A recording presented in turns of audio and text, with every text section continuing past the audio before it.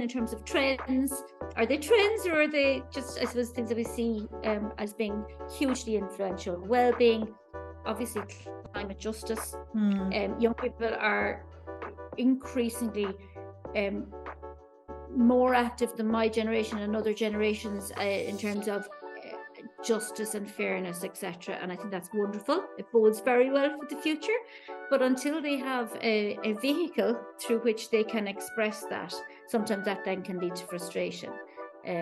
We have one project at the moment which is about youth leadership. And we've interviewed 400 young people from across Europe, and they've told us, now they're rural young people, which even makes it a little bit even more challenging, because the structures are not in place for, I suppose, deeper engagement. But they feel very distant from democracy. They feel they are isolated. They don't have enough services. Employment has changed. The whole profile of education and employment has changed so much.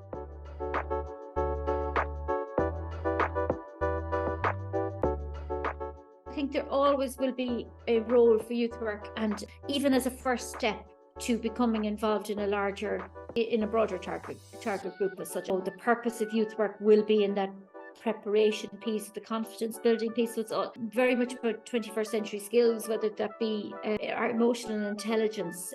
That's our role. That's not being taught in schools or being celebrated enough or encouraged enough. So that's a really, really important piece. The purpose of youth work is, I suppose, to provide a pathway to that and a greater understanding of self and resilience. Oh my goodness, why aren't we doing more in terms of even sharing that resilience is a skill? Many have it, but they don't recognize it or wouldn't use it in a CV. Or a lot of those skills are underrepresented in academic, in education, and the role of youth work should be to empower those and give them great. And then mainstreaming other programs can happen.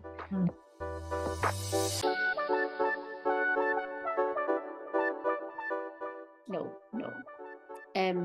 Europe is good at youth work, but it's too fragmented. There's far too many NGOs. They're just setting up all over the place. I think the overall ecosystem is probably the best word. So it's not about a top-down approach.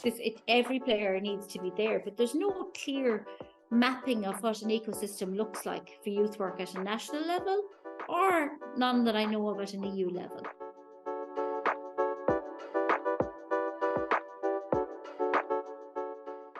Well, for us, those stakeholders are organisations like municipalities and local authorities who provide infrastructure. Universities obviously have a key role to play in their third mission, and particularly around the area of well-being. The medical profession, we are trying to do more work on things like social prescribing, that to help a methodology that's actually become very popular in Ireland.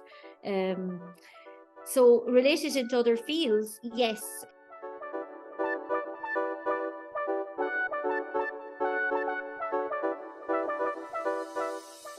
I think the sense of community will come. I see even young people now, their level interest in social media is dropping to a good degree.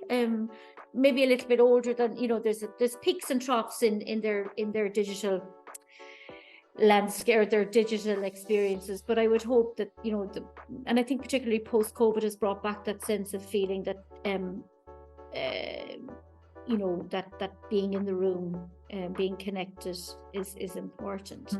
But I think it has to be based on interest only, and I suppose that's why we pursue projects such as food, again, such an amazing leveler and a great inclusion tool.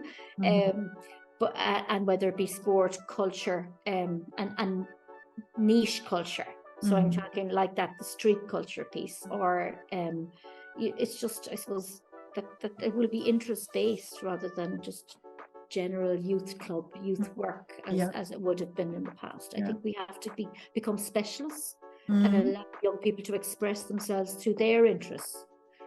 That our offering needs to reflect what they are interested in, so that we can achieve, get that learning happening through the active engagement.